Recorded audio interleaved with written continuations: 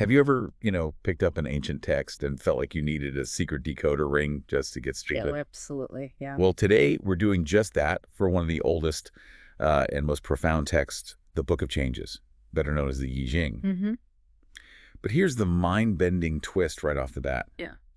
It's not really a book in the way you might think. Precisely. Yeah, in this deep dive, we're not just going to read about the Yijing. We're going to explore it as a dynamic living geometry, a conceptual language. The geometry. Yeah, and a profound philosophical system. It's really designed to completely shift your perspective. Yeah. And our insights today are pulled directly from the fascinating Book of Changes Volume A2 by TDF. Right. So our mission really is to give you a shortcut to being well-informed about this incredible work. Yep.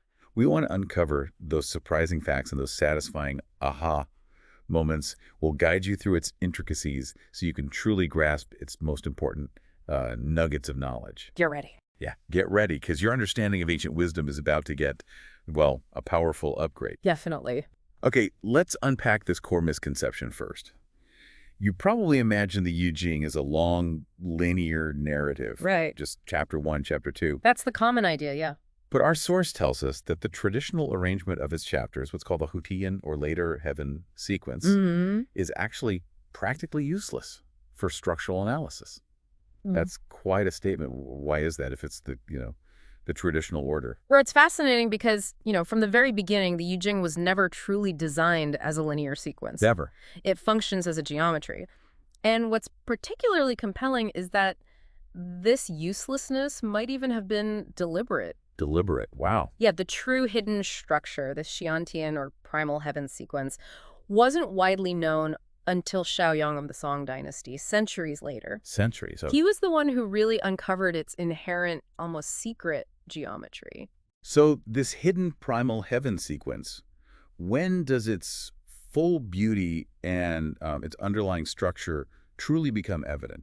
Its full beauty truly displays itself when it's arranged in what's known as the Ba Gong, or eight-house arrangement. The eight-house arrangement, okay. Yeah, and on this grid, our source emphasizes every single structural dimension of the Yijing plots out with mathematical symmetry. Mathematical symmetry. Think of it this way. The middle path, which signifies a perfect balance of yin, the broken line, or 0, and yang, the solid line, or 1, literally lights up on this grid. It shows its inherent balance. That's incredible mathematical symmetry encoded within, right? It almost makes you wonder if it was designed by, ancient supercoders. Sort of, yeah. Right. And it goes right to the core. How deep? The true and final chapter sequence, or Xiantianzhu, is actually the 64 gua, represented as 6-digit binary numbers. Binary, like computers. Exactly. Yin is 0 and yang is 1. And this isn't just a clever numbering system. It reveals the Yijing's underlying blueprint. It's blueprint. Yeah, as a dynamic, self-organizing universe of interconnected patterns. Okay, if it's so mathematically precise and perfectly structured, why do you think this incredible system remained hidden for so long? Almost like a secret code. Well, it's an intriguing possibility, isn't it? Our source hints that the original authors of the Zui... The Zui being the oldest layer. Right.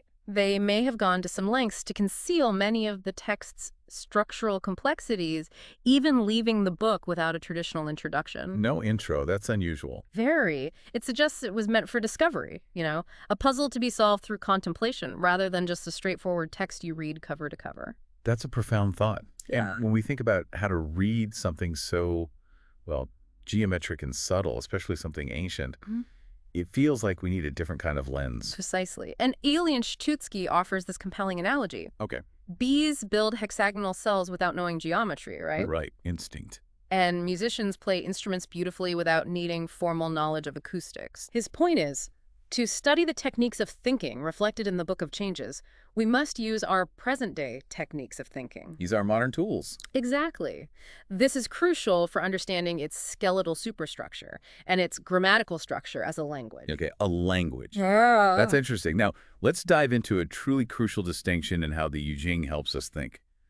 Joseph Needham, Yes, Needham. in his monumental Science and Civilization in China, he highlights what he calls correlative thinking. Also called coordinative or associative thinking. Right, and it's described as a characteristic thought form in Chinese philosophy. How does that contrast with our more familiar sort of Western ways of thinking. Yeah, it's a big contrast. If we connect this to the bigger picture, correlative thinking stands really differently from the subordinative thinking common in European science. Subordinative, meaning like cause and effect. Exactly. That focus on external linear causation, A causes B, B causes C, that kind of thing. In correlative thought, conceptions aren't subsumed under one another. Instead, they're placed side by side in a pattern. Side by side, like a mosaic. Kind of, yeah. Things influence one another not by mechanical cause, but by a kind of inductance or mysterious resonance. Mysterious resonance. So instead of a chain reaction, it's more like everything vibrating together in a symphony. That's a good way to put it. The key Chinese words here being order, pattern, and organism. Order, pattern, organism. Can you give us a more maybe contemporary relatable example of how this mysterious resonance might manifest, something we might experience? That's a great question. Think about the seasons. Spring doesn't cause summer in the same way a cue ball causes a billiard ball to move. Right, it just happens next. Exactly. Rather, spring resonates with summer as part of an overarching natural pattern within the world organism. Things behave in specific ways, not necessarily because of a direct prior action, but because their position in the ever-moving cyclical universe endows them with intrinsic natures that make that behavior inevitable. Because of where they are in the pattern. Precisely. They are parts in existential dependence upon the whole world organism. It's about recognizing inherent patterns and tendencies. That's a beautiful way to put it. Okay, building on this, Gerald Swanson proposes a linguistic model for the Yijing, Right. suggesting it's far more than just an analogy. It has its own grammar. How does that system break down? Well, its grammar is fascinating. You have the 14 xiaogua, the small symbols. Okay. They act as combinatory radicals, as vocabulary elements, or as subjects. Like the building blocks. Exactly. Then, the 64 gua, the main hexagrams, are combinations of subject and adverbial predicate. Subject and predicate, like sentences. And the various places or way the lines within the hexagram function as transitive prepositional predicates. Okay, this is getting complex, but it sounds like a real language structure. What about the deeper mechanics? Right, so the dimensional rules for the quasi-algebraic combination of symbols constitute the morphology. Morphology, the form of words. And the operations of change are a syntax. How things change over time. The rules of sentence structure, Yeah. essentially. The entire sum of the valid Shangshu dimensions forms the Yijing's grammar. Wow. It really is like discovering the source code of an ancient operating system. Huh.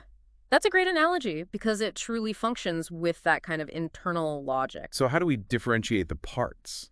Like the vocabulary versus the grammar. Okay, so think of the Yili aspects as the flexible vocabulary. Yili vocabulary, got it. Like words whose exact nuance shifts with context, you know? Much like a thesaurus helps you find the right word for a situation. Okay, adaptable. In contrast, the Shangshu elements represent the fixed underlying rules and structure, the grammar. Shangshu, grammar. Well, That guides how those flexible words combine and allows for new insights and discoveries. what stands out to me here is how the Yijing uses its key words. Our source says the most useful name bridges the broadest gaps between the meanings, likening it to staking out new territory. Like putting down markers. Right. These terms take on meanings according to their abilities to combine and interrelate, and by their position in an overall pattern. It almost sounds like these words are designed to do something to you, sort of, rather than just define stuff for you. Exactly. That's the crucial point. The intent is not the compression of meaning, but rather its expansion into the remaining dimensions. To open the mind, not to fill it up. Open the mind, not fill it up. I like that. The words are meant to be stimuli, not merely responses. They describe, they do not determine. They are names for perspectives. Perspectives. Okay, this concept of keywords expanding meaning leads us perfectly to an ancient practice championed by the scholar Wang Bi, Wang Bi, yes, a brilliant commentator. known as sweeping out the images, or Shaoxiang. Tell us about this powerful method for truly getting to the core meaning. Right. Wang Bi, from the 3rd century, taught a process known as zhengming, or rectification of names. Rectification of names. His core idea for understanding the Yijing was this paradox. Images are that which express ideas, and language is that which illuminates images. Images express ideas, language illuminates images. Okay, But, he warned, if one concentrates on the image while forgetting the idea, there is no place to get the meaning. Don't get stuck on the surface level. Exactly. His solution, simple yet challenging. Forget the images and seek the ideas. The meaning will then be apparent. That's incredibly insightful. It's like saying, don't get caught up in the superficial, look for the underlying principle. But I imagine that also presents a challenge, right? Absolutely. How do you know you're not sweeping out something important, something that is the core meaning? That's the critical challenge. That's the question of discernment, isn't it? Yeah. If you prematurely dismiss words and images, you risk settling on a wrong or peripheral idea as a core meaning. Our source uses this vivid analogy. Think of judges eliminating the high and low scores in athletic competitions. Right, to avoid outliers of prejudice. Exactly. Or, in this context, to remove peripheral ideas when collecting key words. It's about not letting the superficial distract from the profound, but also ensuring you don't discard the very thing you're trying to find. It's a balance. That's a great analogy. Okay, now let's explore some of the Yijing's inner workings, its key structural elements. We've talked about its overall geometry. How does that manifest in its individual components? Well, one powerful tool is what's called an inverse pair, or qiangua. Inverse pair? These are 28 pairs of gua, where the lines are either reversed or the whole figure is turned upside down. Flipped up, yeah. They actually form the basis of much of that less useful Haotian sequence we talked about. Yet they reveal contrasts or dichotomies as ideas existing as complements which exist at different times on a cycle. Complements like opposites that define each other. Sort of, yeah. For instance, Gua 41 and 42, Sun and Gi are an inverse pair. So are 51 and 52, Zen and Zhen, and 57 and 58, Sun and Dui. What's fascinating here, our source mentions, is how turning structurally expressed ideas upside down can contrast essentialist and existential points of view. Yes. That's a really deep point. It gives examples like Plato's Metaphysics becoming an epistemology, or the Kabbalah's Tree of Life shifting from a sequence of creation to a scheme for spiritual evolution. It's a very dynamic way of looking at concepts, isn't it? Turning them inside out almost. It really is. What else? Indeed. Then there are the nuclear diagrams, or hugua. Nuclear diagrams. Sounds complex. So they're like finding hidden subpatterns within the main hexagrams, kind of like fractals almost. Oh, interesting. How are they formed? You take lines 2, 3, and 4 to create a lower hutai, or triagram. Okay, the middle three, basically. And lines 3, 4, and 5 to create an upper hutai. The next three up. Right. When combined, they form a new hexagram, offering a unique lens for binary structural analysis, revealing underlying dynamics that aren't immediately obvious. Hidden layers of meaning. Got it. And we also see bagua xiang, or trigram images. How do these contribute to understanding the Yijing's construction? Right. The images associated with the trigrams. Well, the Zui's construction becomes much clearer when you consider how it combines trigram elements into natural images. For example? Like sun over earth at Gua 35, or heaven in relation to earth, or fire in relation to water at Gua 63 and 64. Ah, so those image associations aren't just random additions later on. Exactly. They seem to reflect an early and fundamental understanding of these images in the original text. Okay. Now, perhaps the most crucial structural element, even though our source says there are no explicit definitions in the Zui itself, are the Lu Yao Wei, the 6 changing line positions. Yeah. How do these function as a map, as our source describes? Yeah, our source emphasizes their priority. It explains how the Gua, the hexagram itself, functions as a map of the time. A map of time. How so? It evolves from the first stages at the bottom line to the outcome, or even past it at the top line. It's a progression. Bottom to top is like beginning to end. Essentially, yeah. And common analogies are used to interpret these lines, like the human body feet aren't seen in line 6 at the top, heads aren't in line 1 at the bottom. Okay, that makes sense. We also see familial, social, class, and political structures applied as analogies too. Lots of ways to interpret. What about the Shi Qi Zhuan, the commentary? Ah, the Shi Swan On offers important insights. It notes the first line is difficult to know, the top line is easy to know. These are the roots and branch tips. Roots and tips. Okay, beginning and end again. Right. It also stresses the importance of the middle lines for the discrimination of right in relation to wrong. The middle is where the action is? Sort of. Kind of. It shows how line 2, which is flexible or ru, relates to line 4, which is firm or gang. And line 3, ru, to line 5, gang. They are similar in merit, the commentary says, but different in position, leading to varying outcomes. Position matters. Position matters. Interesting.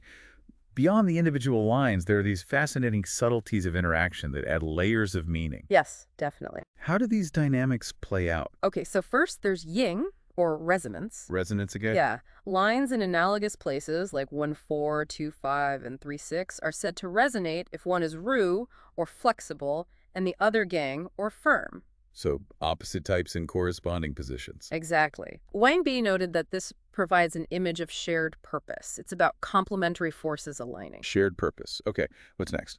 Then there's Fen, or even apportionment. Fen. This describes hexagrams that have an equal number of ru and gang lines, 3 of each. Perfect balance. Right.